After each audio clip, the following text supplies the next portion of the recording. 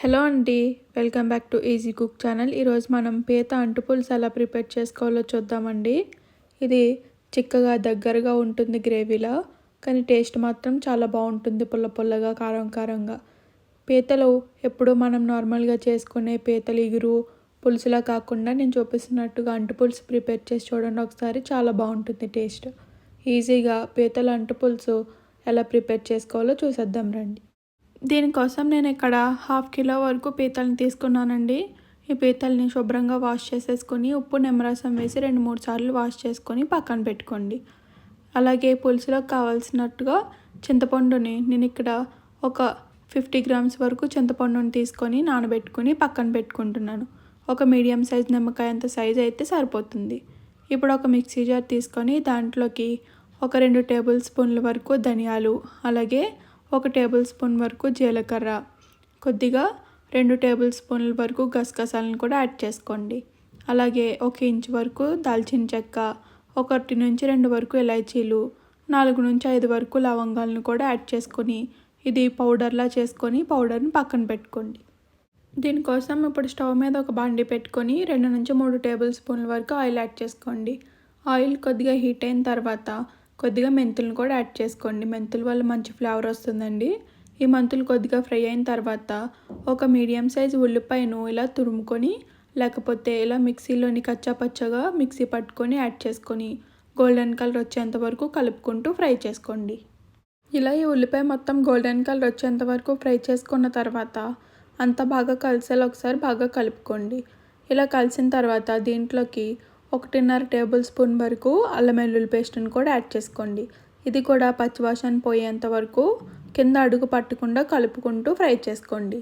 ఇలా బాగా ఫ్రై అయిపోయిన తర్వాత మనం ముందుగా ప్రిపేర్ చేసి పెట్టుకున్నాం కదండి పేస్ట్ లేదా పౌడర్, అది కూడా మొత్తాన్ని యాడ్ చేసేసుకొని పచ్చివాసన పోయేంత వరకు కలుపుకుంటూ ఫ్రై చేసుకోండి. కలుపుకుండా అసలు ఉండొద్దండి, కింద మాడు పెట్టేస్తుంది. ఇలా కలిసిన తర్వాత ఒక చిన్న టమాటాను ఇలా ముక్కలుగా కట్ చేసుకొని యాడ్ చేసుకోండి. అలాగే కొద్దిగా పచ్చిమిర్చిని కూడా యాడ్ చేసుకొని ఒకసారి బాగా కలిసేలా కలుపుకోండి. ఈజీగానే ఉడికిపోతుందండి, టమాటా ఆల్రెడీ వేడిగా ఉంటుంది కాబట్టి మసాలా మొత్తం తొందరగానే మగ్గిపోతుంది. ఇలా 2 నిమిషాలు ఫ్రై చేసుకున్న తర్వాత ఒక 1/2 టేబుల్ స్పూన్ వరకు పసుపు, అలాగే ఒక ఫుల్ టీ స్పూన్ వరకు ఉప్పును కూడా యాడ్ చేసుకోండి మీ రుచికి తగ్గట్టుగా.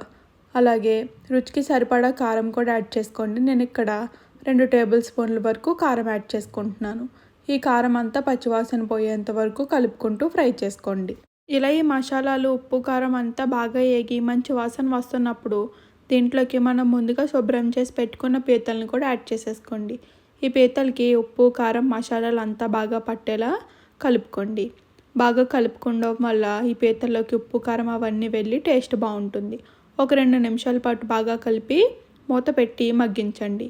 ఇలా ఈ పీతలు మొత్తం 2-3 నిమిషాలు బాగా మగ్గిన తర్వాత అంతా బాగా కలిసేలా ఒకసారి బాగా కలుపుకొని దీంట్లోకి మనం ముందుగా తీసి పెట్టుకున్న చింతపండు గుజ్జును మొత్తాన్ని కూడా యాడ్ చేసేసుకోండి. ఇలా మొత్తం యాడ్ చేసేసుకొని అంతా బాగా కలిసేలా ఒకసారి బాగా కలుపుకోండి. నేను ఇక్కడ మనం నానబెట్టుకున్న చింతపండు మొత్తాన్ని తీసేసుకొని 1 గ్లాస్ వరకు మామూలు నీళ్ళను కూడా యాడ్ చేసుకున్నాను. మీరు కూడా మీకు చిక్కదనాన్ని తగ్గట్టుగా యాడ్ చేసుకొని మొత్తం పులుసుని మొత్తం యాడ్ చేసేసుకోండి. ఇలా అంతా బాగా కలిసేలా ఒకసారి బాగా కలుపుకొని ఒక 10 నిమిషాల పాటు మరగనివ్వండి. ఇలా ఒక 10 నిమిషాల పాటు బాగా మరగనివ్వండి. ఇలా మరగడం వల్ల పీతల్లో ఉండే టేస్ట్ మొత్తం పులుసుకు బాగా పడుతుందండి. ఉప్పు కారాలన్నీ పీతకి పట్టి చాలా టేస్టీగా ఉంటుంది పీత. ఇలా మరుగుతున్నప్పుడు కొద్దిగా కరివేపాకును కూడా యాడ్ చేసుకోండి. ఇక్కడ కరివేపాకు ఆప్షనల్ మాత్రమేనండి, యాడ్ చేసుకుంటే టేస్ట్ బాగుంటుంది. పీతల్లోకి ఎప్పుడు కరివేపాకు యాడ్ చేసుకుంటే ఎక్స్ట్రా టేస్ట్ వస్తుంది. ఇలా ఒకసారి బాగా కలుపుకుంటూ మరగనివ్వాలి. అంతేనండి, ఇలా బాగా మరిగిపోయిన తర్వాత స్టవ్ ఆఫ్ చేసేసుకోవడమే, ఇంకేం అవసరం లేదండి. టేస్ట్ చాలా బాగుంటుంది. నెక్స్ట్ టైం ఈ ప్రాసెస్లో ప్రిపేర్ చేసి చూడండి, కర్రీ టేస్ట్ అదిరిపోతుంది అంతే. థ్యాంక్ యూ అండి. Thank you for watching and subscribe to my channel.